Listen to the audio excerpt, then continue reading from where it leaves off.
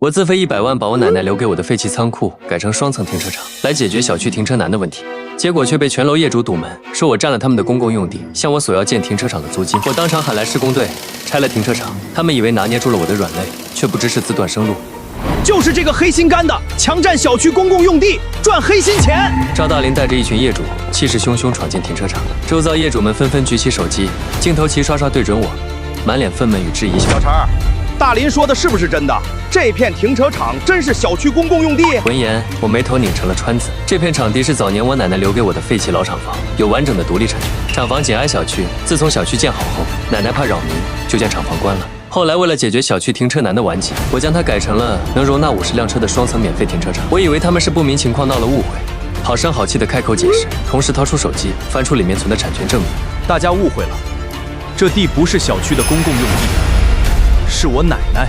赵大林一把打掉我的手机，随即他高举一张图纸。他是骗子！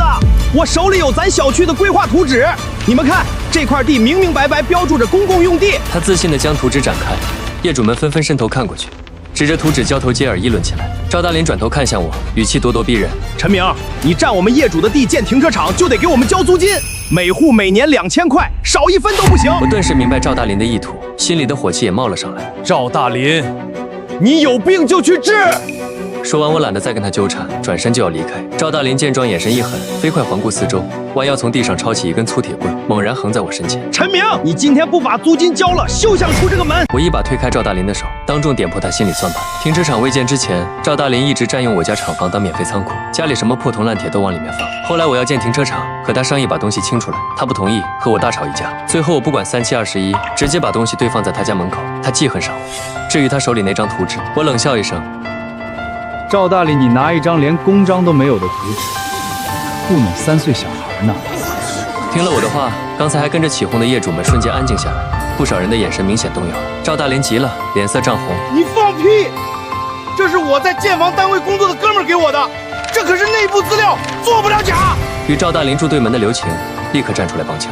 陈明，你自己拿个假证糊弄人，就以为别人手里的也是假证，心脏的人看什么都脏。赵大林连忙附和，满眼怨毒地瞪着我。风向瞬间逆转，业主们又倒向了赵大林那边，对着我指指点点。平时看着挺老实的，背地里这么算计我们。我说他怎么好心建停车场，原来是用我们的地成全他的好名声啊！和这种人住在一个小区，可真晦气。污言秽语如针尖扎着我的心。我建停车场从来不是为了什么好名声。1年前，奶奶突发心梗，需要立即送到医院，但小区所有主干道上被私家车横七竖八地堵得严严实实，奶奶因耽误了最佳抢救时间丧命。我痛下决心，一定要修建停车场，疏通生命通道，不让奶奶的悲剧在小区重演。可如今这群邻居们却为了赵大林说的那点蝇头小利，蒙蔽良心，不辨真假的对我恶意揣测。赵大林看着眼前的场面，腰杆挺得更直了。陈明，今天你要是不乖乖交租金，我们全体业主就去法院起诉你侵占公共用地。我咬紧后槽牙，眼神凌厉。行，你们去告，我等着。赵大林没想到我这么硬气，气得浑身发抖，满脸涨成了猪肝色。刘晴恶狠狠瞪了我一眼，唾骂道：“呸！不要脸的东西，强占我们的地，你还敢嚣张！”我态度坚决，寸步不让。拿不出证据，想讹我1分钱，门儿都没有。说完，我转身就走，身后刘晴尖酸恶毒的诅咒追了上来。陈明，就是有你这样丧良心的孙子，你奶奶才会死。养出你这么个东西，他就是死有余辜。这话直接戳到了我的底线，我脚步骤然顿住，怒火直冲头顶，抬手一拳就要朝着刘晴脸上抡过去。赵大林眼疾手快地拽住我的胳膊，刘晴吓得脸色苍白，吓得后退几步，一屁股瘫坐在地，撒泼大喊：“哎呀，没人性了！陈明打人了！”周围业主围着我，谩骂声字字诛心。占着公共用地还这么嚣张，真是丧尽天良！你奶奶那么好的人，怎么养出你这么个孽种？真是造孽呀！就是不识好歹的东西，赶紧给我们赔礼道歉，把租金交了，不然让你在这小区待不下去。看着他们面目狰狞的嘴脸，我心里只剩一片寒凉。奶奶临终前躺在担架上，连呼吸都快续不上，还在念着小区里那些腿脚不便的老邻居。她枯瘦的手死死攥着我，虚弱道：“明明，别让旁人再遭我这份罪。”可是奶奶，这些人根本就配不上你的善意。在我愣神之际，赵大林一把揪住我的衣领，脸色阴险看着我：“陈明，再给你最后一次机会，要么交钱，要么滚出小区。”我视线冷冷扫过一圈业主，声音清晰而坚定：“我说了，钱我不会掏，想告我，你们们随意。这个停车场我砸进去100万，跑前跑后办起手续。停车场运行后，为了节省成本，我自己承担保安、保洁和检修的工作。道闸坏了，我半夜爬起来维修。暴雨天积水，我守在停车场里抽了1夜的水。雪天路滑，我凌晨5点就起来扫雪出冰。可我怎么也没想到，我掏心掏肺换来的是他们和赵大林一起用最恶毒的话辱骂我和我的家人。我的态度彻底激怒所有业主。赵大林冷笑一声，拿出事先准备好的举报信，朝众人喊：大家听我说，只要我们在举报信上签字，一起举报他，这个场地最后不仅归我们，陈明还得赔我们一大笔钱。这话彻底点燃了人群里的贪念，刘晴立马跟着煽风点火，呼吁在场业主一起站出来，惩治我这个小区恶霸。刚才还有些犹豫的人，此刻也纷纷挤上前来，争先恐后的拿起笔，在联名信上签下自己的名字。这些邻居都受过我的帮助。5楼的李叔当初听说我要建停车场时，比谁都高兴，逢人就夸我是小区的大功臣。3楼的王大妈腿脚不便，买的米面粮油全是我从停车场帮她扛上楼。她拉着我说，我比她亲儿子还贴心。6楼的秦姐每天开车接送孩子，我无论早晚都给她预留个车位，她千恩万谢，是我帮了她大忙。可现在，他们为了赵大林说的那点蝇头小利，把我所有的付出踩得稀碎。不过几分钟，举报信上签满了密密麻麻的名字，按满了红手印。赵大林举着密密麻麻的签名信，满意的笑了。陈明，我不光会把你撵出小区，还要找记者曝光你，让你一辈子被人戳脊梁骨。我不再理会这场闹剧，转身回家拨通了老周的电话。老周，明天带上家伙，拆了我在福满小区建的停车场。陈工，那可是你熬了好几个通宵设计的，光那套海威的全套监控加道闸系统就10几万啊，拆了多可惜啊！老周震惊大喊，我语气没有一丝波澜。这么好的东西，留给一群白眼狼才是可惜的。拆停车场只是个开始，当初我自费为小区装的那20多盏太阳能路灯，3个单元门的人脸识别门禁，还有小区门口的2组智能快递柜，我一颗螺丝钉都不会给他们留下。老周办事雷厉风行，第2天就带着几十个弟兄，拉着电镐、切割机、吊车等设备，准时停在了停车场门口。我站在场地中央，看着自己亲手建起来的停车场，没有半分犹豫，抬手示意开工。刚动工10分钟，物业经理张建国就慌慌张张地从保安室一路小跑过来，一边跑一边扯着嗓子喊：小陈，不能拆啊！我不慌不忙地指挥工头继续干活，脸上冷若冰霜。张经理，有人举报我霸占公共用地，为了响应大家的诉求，我这就把场地恢复原状。张建国闻言，脸上的表情更尴尬了。他当初亲眼见过我的不动产产权证明，我办改建手续的时候还找物业盖过公章。他心里比谁都清楚这片地的权属是我的。可昨天业主聚众闹事，往我身上泼脏水的时候，他躲在办公室里连面都不露，不就是怕得罪业主，丢了这份饭碗吗？张建国递支烟，我没接，他脸上堆着讨好的笑着。小陈呀，大家伙停了这么久的车位，早就习惯了。你这一拆以后，大家停车都成问题了。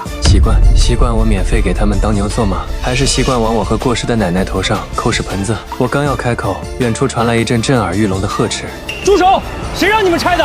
一群业主乌泱泱蜂拥冲来，个个脸红脖子粗，眼神恨不得把我生吞了。5楼的李叔痛惜地看着被拆掉的设备，指着我破口大骂：陈明，你疯了吗？这场地是我们的，你凭什么说拆就拆？我笑了，一字一句砸在他们脸上。就凭这里一砖一瓦一钉一毛，全是我真金白银砸出来的，我的东西，我想拆就拆。李叔脸涨成猪肝色，半天憋不出一个字来。刘晴立马跳出来，双手往腰上一插，唾沫星子横飞。陈明，你公然破坏公共财产，我现在就报警，让你牢底坐穿。对，报警，把这黑心玩意儿抓起来！周围业主瞬间炸锅，我还没说话，赵大林梗着脖子往前一站，脸上满是自信从容。让他拆，核查人员马上就来，等查明情况，他怎么拆的，就要怎么跪着给我们装回去。听了这话，刚才还想上来拦的业主立马收了手，眼里全是算计。有人直接掏出手机对着施工现场猛拍，都拍清楚，这就是他破坏公共财产的铁证，回头让他赔得倾家荡产。工人手里的扳手顿了顿，齐刷刷看向我，我抬手挥了挥，语气没有半点松动：继续拆，不用停。张建国急得焦头烂额，恨不得下跪求我。小陈，这停车场要是真拆了，我们小区就完了。赵大林一把揪起张建国的衣领，眼神凶狠：还有你，勾结陈明欺瞒业主，老实交代，这些年陈明给你多少好处？张建国瞬间炸了，推开赵大林。赵大林，你闹够了没有？要不是小陈出资整改，咱小区早就完了。赵大林认定张建国和我在串通演戏，满脸的不屑。我呸！你少在这儿危言耸听。他抬手招呼2个业主夹住张经理。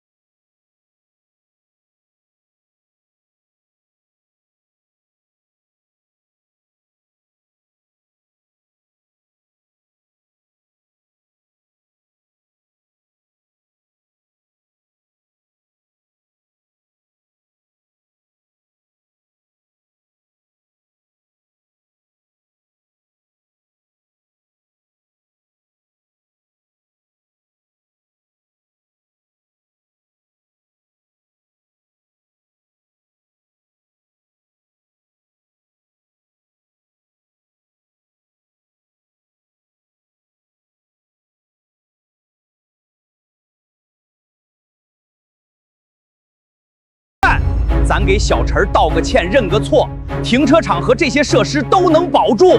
再闹下去，吃亏的只有你们自己。赵大林当即黑了脸，用力推开张建国，大骂：“滚开！老子可不信你们唱双簧这套！”不少业主跟着起哄，坚定自己就是受害者。这些东西装在小区里，那就属于大家。我懒得再跟他们废话，转头吩咐老周继续拆。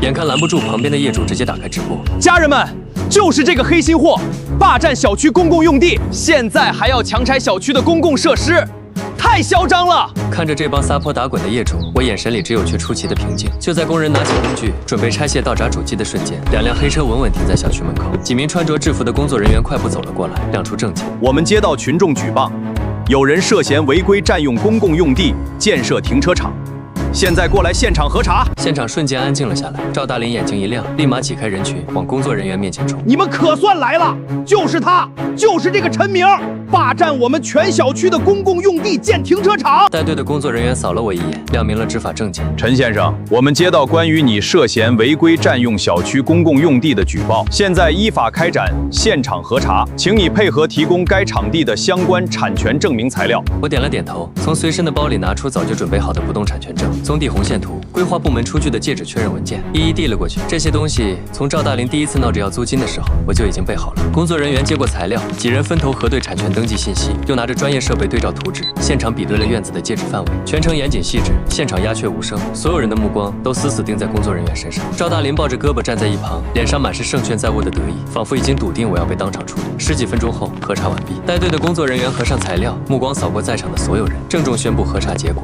经过我们现场核对，确认该场地的建生用地使用权依法登记在陈明先生个人名下。陈明先生在自有产权场地内的建设处置行为均符合相关规定。刚才还吵吵嚷嚷、跟着起哄骂人的业主们全傻了眼。什么？这是陈明的私人地产？赵大龙，你不是说这场地是公共的吗？现在怎么回事？就是啊，你说我们不仅能要到场地，还能分钱。质问声此起彼伏，刚才还抱团闹事的人群瞬间就把矛头对准了挑事的赵大林。赵大林脸上的得意瞬间僵住，愣在原地足足好几秒，抖着手拿出图纸。不可能，图纸上明明标注厂房是公共用地的，他这证肯定是假的。工作人员看了一眼图纸，再看向赵大林时，眼里多了一丝意味不明。这张图纸没有任何公章，不能作为权属依据。不动产权利以官方登记盖章为准。这话像一记重锤，直接把赵大林砸懵了。他脸色惨白如纸，踉跄着后退2步，再也没了嚣张气焰。刚才骂得最凶的那几个业主，此刻神色尴尬地望着我，他们互相推搡着，挤出满脸讨好的笑，脚步迟疑地往我这边走。我抬手，眼神冷了几分，堵住他们要开口的话。既然查清了，要是你们再闹下去，我就报警告你们寻衅滋事、恶意敲诈。众人顿时鸦雀无声。年纪最大王大爷被推出来，讪笑着搓手打圆场。小陈，这个停车场，王大爷，你糊涂了吧？这哪有什么停车场？那是我家的工厂就地。刺耳的切割机嗡鸣声再次响起，看着他们一个个面如死灰、悔不当初的样子，我心里没有半分波澜。他们很快就会知道，他们毁掉的不是停车场，而是他们自己的生路。拆掉停车场后的第7天，夜里10点多，我洗漱完，随手点开了那个早就被我设成免打扰的福满小区业主群，屏幕上99家的未读消息疯狂跳动，群里全是铺天盖地的抱怨和骂声，比当初跟着赵大林聚众闹事、联名举报我的时候还要热闹几分。我下班绕着小区转了3圈，愣是没找到一个车位。我家连续3天被贴条了，我家也是。之前有停车场的时候，回来再晚都有地方停，谁知道现在成了这个样子？这日子什么时候是个头啊？我每天都得接孩子放学，没个固定车位根本不行。我看着这些气急败坏的吐槽，心里没有半分同情，只有一片冷。贴罚单不过只是个开始，他们给自己埋的这颗雷，早晚会危及性命。他们从来不知道，这套维持了小区秩序的停车系统有2个核心关键，一个是我自建的停车场，足足消化了小区近50%的车辆，让大家不用挤在仅有的小区2条主干道上抢车位。另一个是我自费装遍全小区的消防通道隔离桩和警示标识，死死拦住了乱停乱放的车辆，硬生生保住了唯一的生命通道。我退出业主群，点开和物业张经理的对话框，一字一句敲下消息，取消我和物业签订的福满小区所有交通维保计划，今天之内撤走所有我自费安装的消防通道隔离桩和警示标识。消息发出去不到2个小时，业主群里的消息直接翻了倍，连带着好几个业主的私信疯狂地弹了出来，手机震个不停。我扫了一眼，有求情的，有道歉的，也有气急败坏骂人的。我看都没多看，直接一键清空了所有私信，关闭了陌生号码私信权限。有人在群里发了一段现场视频，小区的主路被横七竖八的私家车堵得严严实实，连电动车都只能勉强蹭着过去。这什么情况啊？堵死了，全堵死了！小区门口的路被车堵得水泄不通，我早上上班迟到了1个小时，这个月的全勤奖直接泡汤了。之前还能在路边找个角落勉强挤一挤，现在倒好，连单元门口都被3轮车、电动车堵死了，以后出门都费劲。群里的焦虑还在不断升级，越来越多的人开始慌了。之前跟着赵大林起哄举报的业主们终于回过神来。赵大林，这事儿全是你惹出来的，你赶紧出来想办法解决。业主埋怨道：“当初是你一口咬定工厂是公共用地，撺掇我们联名举报，现在人家有合法产权，停车场拆了，你必须给我们个说法。”被几十条消息轮番，赵大林终于憋不住冒了头，在群里发了一句硬邦邦的话：“行了，这点小事就慌成这样，别让某人看我们的笑话。”这话一出，群里瞬间安静了几秒，紧接着更激烈的追问就涌了上来。那你倒是说个解决办法，光说这些有什么用？就是现在车没地方停，路也堵死了，你赶紧拿个准话。赵大林显然也被问得没了辙，硬撑着发了句：“找物业，让他们赶紧派人过来疏导交通，划停车位，还能解决不了这点破事。”群里又安静了，只有零星几个人弱弱的附和了一句，更多的人都没再说话，显然也没抱多大希望。我看着赵大林在群里硬撑的场面，嗤笑一声，随手按灭了手机屏幕。物业，5年来，这个小区的停车秩序从来都不是物业撑起来，他们很快就会明白，当初跟着起哄毁掉的到底是什么。赵大林和刘晴带着10几名业主吵吵嚷嚷的走进物业办公室的门，门板狠狠砸在墙上，震得墙上的规章制度牌都跟着晃了晃。原本就不大的办公室被挤得水泄不通。赵大林往椅子上一坐，双腿交叉放在桌面上。张建国，我告诉你，今天这事儿你必须给我们个彻底的解决办法，不然你别想在这干了。其余的业主纷纷拍着桌子附和。张经理看着这群蛮横不讲理的业主，积压了多年的火气终于压不住了，猛地一拍桌子，站起身厉声喝止：“够了！自从我从接手这个小区，就因为停车的事没少挨你们的骂。要不是陈明自费建了停车场，装了隔离桩，这小区早就堵得走不动路了。当初我好心劝你们，你们不听，现在反倒怪我。”这话瞬间戳中了赵大林的痛处，他猛地站起来，指着张经理的鼻子大骂：“你是不是早就和陈明串通好了，就想用这个办法报复我们？我报复你们！”张经理被这话气笑了，他一把扯下胸前的工作牌扔在桌上：“是我报复你们，满意了吗？这破活我不干了！”赵大林顿时火冒三丈，一拳头砸在红木桌面上：“行，你敢撂挑子，我明天就去你们总公司举报你，让你在行业里混不下去！”业主们骂骂咧咧地摔门而出，只留下办公室里一地狼藉。这一切我都从业主群里发的现场视频看得一清二楚。我靠在沙发上，心底只剩一片刺骨的寒意。果然是一群喂不熟的白眼狼。我以前真是瞎了眼，为了给这帮畜生解决停车难的问题，前后后砸进去100万，最后换来的就是众人恶毒的咒骂和一场颠倒黑白的举报。从物业离开后，一群人站在小区堵得水泄不通的路边，面面相觑。赵大林现在怎么办？物业也不管了，我们去找谁？就在众人乱作一团时，刘晴突然眼睛一亮：“对了，我朋友认识一个小区规划方面的专家，专家肯定能帮咱们解决问题。”在一群业主的连声催促下，刘晴当场找朋友要来联系方式。3天后，一个拎着公文包、拿着测距仪的专家到了小区，一群业主乌泱泱的围了上来。专家绕着小区走了整整2圈，发现小区最大的问题是内部道路全线狭窄，如果要整改，原本的消防通道要重新划设，加装固定隔离设施，还要同步规划合规停车位、配套交通标识、排水系统。王专家，这整改下来要多少钱啊？刘晴小心翼翼地问。王专家推了推眼镜，把手里的勘察图纸铺在桌上，整改成本差不多要200万。业主们睁大了眼睛，200万。可这还不算完，专家又算了一笔，看着各项费用，业主们彻底傻眼了。除了200万外，小区后期道路日常维护、车位管理系统搭建、专人值守运维，每户每年还得再交3000块。会议室里瞬间哀嚎一片，刚才还抱着希望的业主们脸瞬间垮得稀碎。我这半截身子都进土的人，哪还有这么多钱？这不是要逼死我吗？之前用小陈的停车场，1分钱没花，路也通，车也有地方停，现在倒好，一下子要掏这么多，这日子还过不过了。专家看着乱成一锅粥的众人，面无表情地合上图纸，站起身：“现场情况我勘察了，合规的整改方案和费用我也报了，你们自己看着办吧。”说完，他拎起公文包，头也不回地走出了会议室。会议室里的气氛瞬间降到了冰点，刚才还吵吵嚷嚷的业主们眼里的慌乱全变成了怨气。不知是谁先开了口：“赵大林，当初是你提出逼拆的，要不你先垫点钱。”赵大林当然不愿意，和围着他的业主们吵得面红耳赤。会议室再次乱作一团。刘晴见形势不对，猫着身子想从后门偷偷溜走，结果刚碰到门把手，就被眼尖的业主拽了回来。刘晴，当初就你和赵大林闹得最欢，这钱应你俩均摊，1人100万。刘晴瞬间瞪圆了眼，尖着嗓子反驳：“凭什么我要出100万啊？我也是受了赵大林的蒙骗。”事到如今，他当场就把底掀了个干净。原来当初是赵大林拿着假图纸找到他，说能从陈明那里讹至少10万块，钱到手2人5分，他才答应跟着一起挑事煽风。最后他指着赵大林一锤定音，这事全是他挑起来的，这钱就该赵大林一个人全出。会议室里乱成了一锅粥，业主们互相指责，彼此甩锅，吵得面红耳赤，没人愿意掏半份整改费。闹到最后还是没解决办法，一群人垂头丧气地从会议室里出来，刚走出物业办公楼，就迎面撞见了我。赵大林看见我这副悠闲淡定的样子，积攒了一肚子的邪火，瞬间找到了发泄口。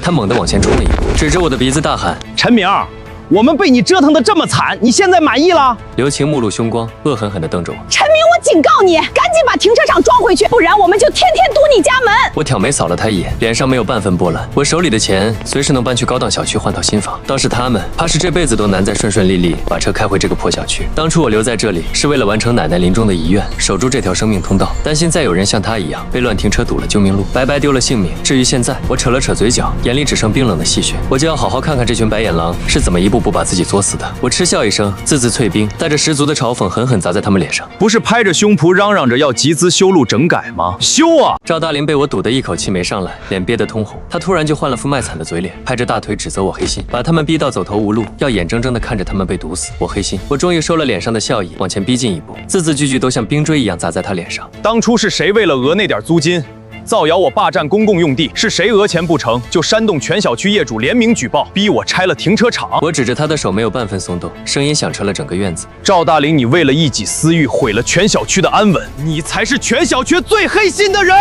这话一出，周围的业主间炸开了窃窃私语，看向赵大林的眼神里，不满和怨气再也藏不住了。人群里突然炸出一声怒吼：对，从头到尾都是他怂恿我们，骗我们说院子是全体业主的，我们才会做错事。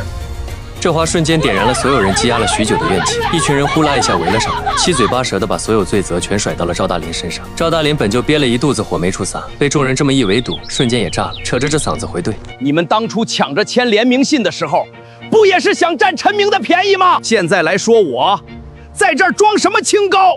一个中年业主气得攥紧了拳头，要不是身边人拦着，当场就要冲上去动手。要不是你天天在群里造谣挑事，我们能落到今天这步田地？我打不死你，让你祸害人！赵大林吓得额头渗出冷汗，但嘴上却还硬撑着。你敢？我要去告你！告你就会告状，迟早把你自己搞死！场面瞬间乱成一锅粥，叫骂声、推搡声混在一起。赵大林眼看寡不敌众，一把推开身边的人，扒开人群就往自家单元楼跑，众人还在后面追着骂。你跑得了和尚跑不了庙。这事儿我们跟你没完！我抱着胳膊靠在物业办公室外的墙上，听着他们此起彼伏的叫骂与甩锅，嘴角勾起一抹毫无温度的冷笑。真是一出精彩绝伦的狗咬狗大戏。当初抱团往我身上泼脏水的时候有多气息，现在为了甩锅内讧的时候就有多难看。赵大林跑后，业主们转头看向站在一旁的我，刚才还吵得面红耳赤的一群人瞬间熄了火，他们互相推搡着挤眉弄眼，堆起满脸讨好的笑，乌泱泱的往我这边围了过来。小陈啊，你就别看笑话了，这事儿全怪赵大林，我们已经跟他彻底划清界限了。还有人忙不迭的表忠心。小陈，我们以后不让赵大林进你家停车场，但没了你的停车场，我们真活不下去了。你们活该！我冷冷打断他们的话，目光扫过在场的每一个人。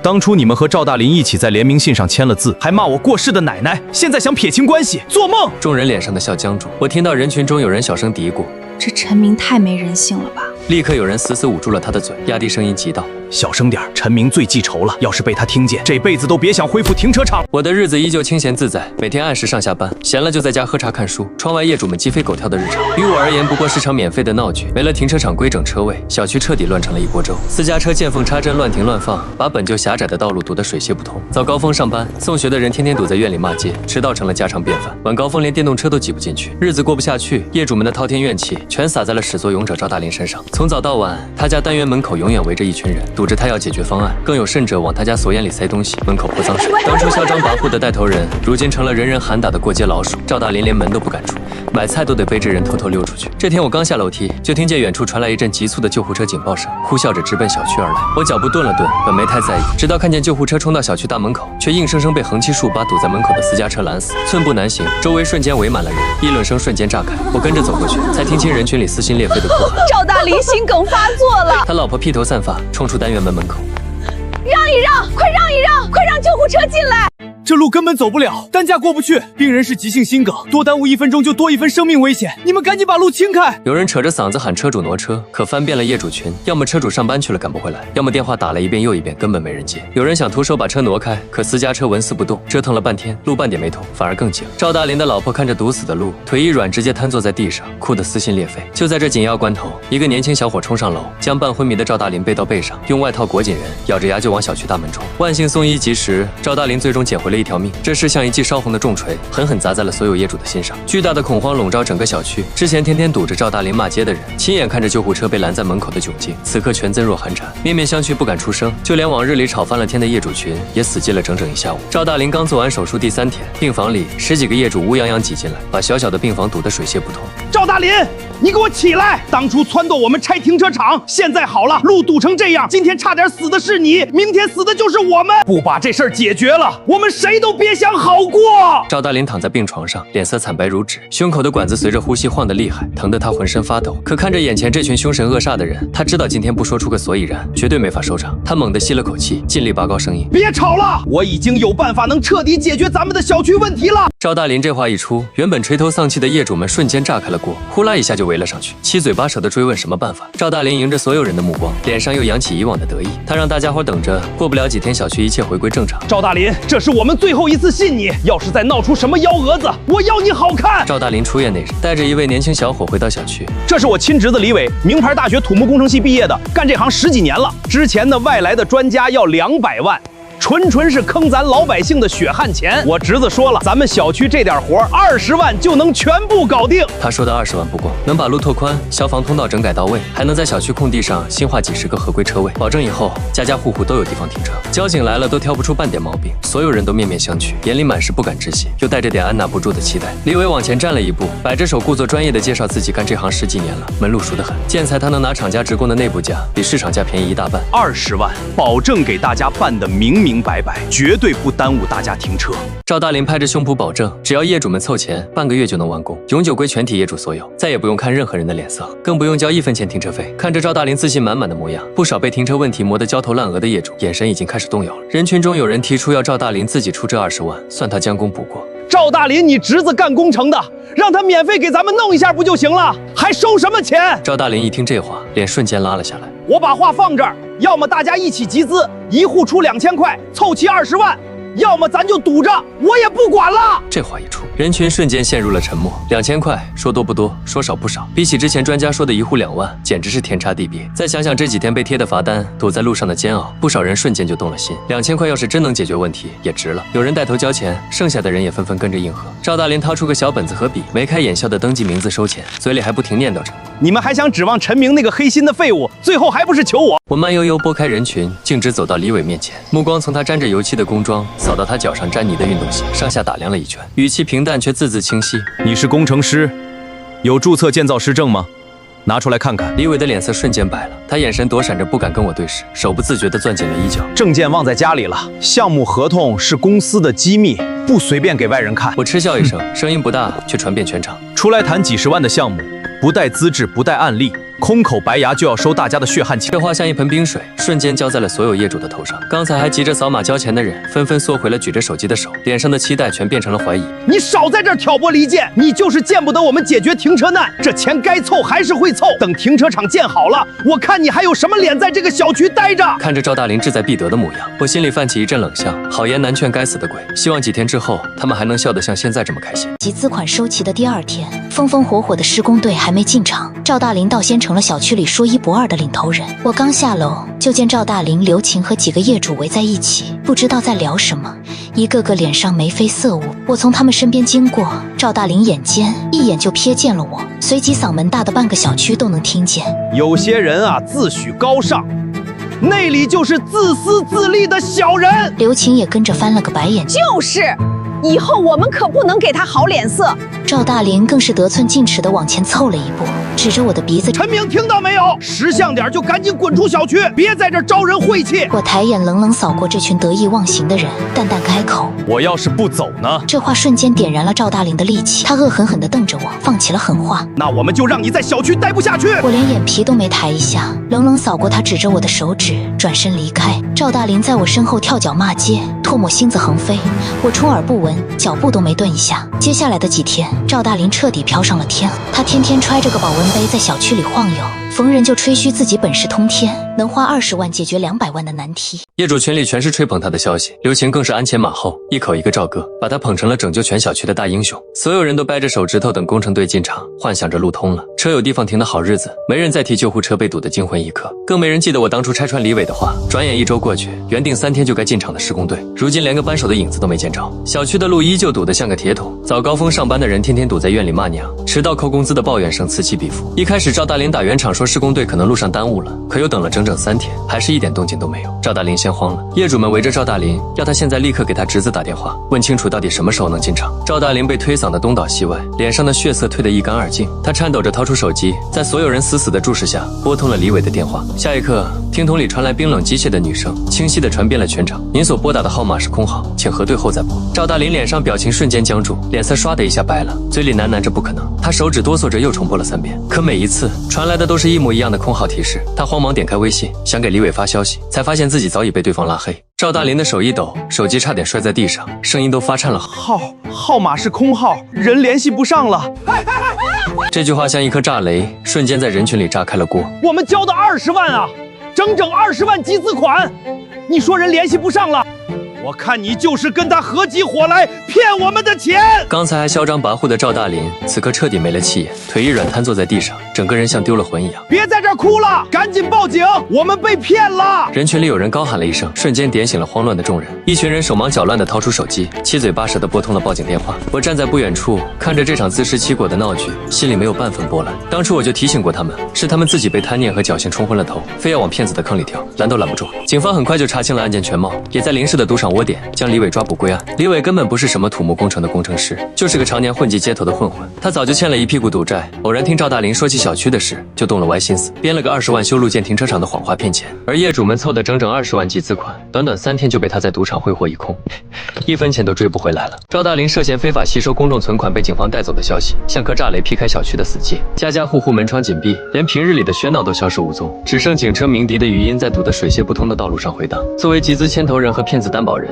赵大林不仅要面临牢狱之灾，还得连带退赔20万集资款。业主们彻底陷入绝境，钱被骗光，修路建停车场的指望成了泡影，小区道路依旧堵如铁桶，早高峰堵到迟到扣薪，晚高峰电动车都难通行。交警的违停罚单一张接一张贴在车窗上，红得刺眼，救护车进不来的阴影像千斤巨石压在每个人心头。夜里没人敢深睡，生怕家人突发疾病重蹈覆辙。曾经吵翻了天的业主群，如今只剩一片死寂的懊悔。有人率先发声，字字浸满悔恨。当初小陈早就提醒过我们，是我们鬼迷心窍，不信好人信骗子，现在落得这个下场，全是我们自找的。随即满屏的悔不当初刷屏，没人再争辩，只剩对当初贪便宜、骂好人、信骗子的自责。有人提起我当初的提醒，有人念起免费停车场的便利，字里行间全是绝望的哀求，盼着我能恢复停车场。我看着手机屏幕上滚动的文字，指尖划过奶奶的遗照，心里毫无怜悯。群里满屏的道歉与忏悔刷了一页，字字浸着悔恨。第2天一早，我刚拉开门，就见楼道里站满了人。李叔拎着水果走在最前，身后跟着几十户业主，个个垂着头，没人敢抬头看我。有人手里提着水果牛奶，胳膊肘夹着皱巴巴的道歉信，有人搓着双手，指节泛白，还有几个年纪大的红着眼眶，满脸憔悴。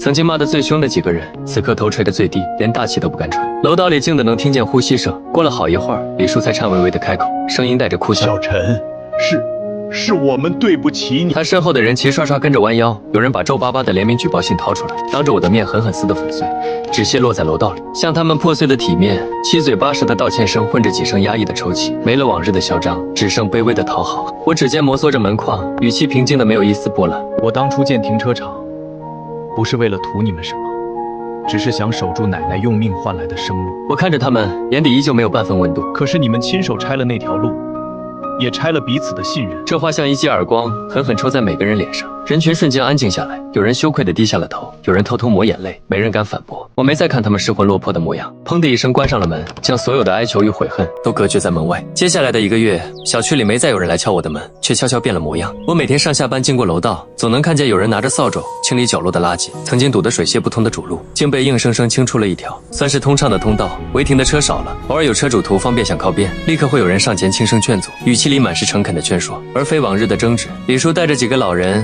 蹲在路边给新立的简易隔离装刷漆，那是他们自己凑钱买的，刚好护住3米宽的消防通道，红白色的油漆在阳光下格外醒目。还有人自发打印了生命通道禁止占用的标语，贴在每栋楼的单元门口，字迹算不上工整，却透着一股子认真。就连刘晴也偶尔会提着水桶默默擦拭公告栏上的灰尘。看见我时，他头埋得更低，脚步匆匆却不再躲闪。这些变化我都看在眼里。他们没再提过停车场的事，也没再来过我家讨好，只是用最实在的行动一点点弥补当初的过错。这天傍晚，我下班回家，刚好撞见李叔正扶着一位老人过马路。看见我，李叔愣了愣，随即露出一个局促又愧疚的笑，想打招呼又有些无措。我停下脚步，语气依旧平静，却少了几分之前的冰冷。李叔，让大家都过来吧，我有。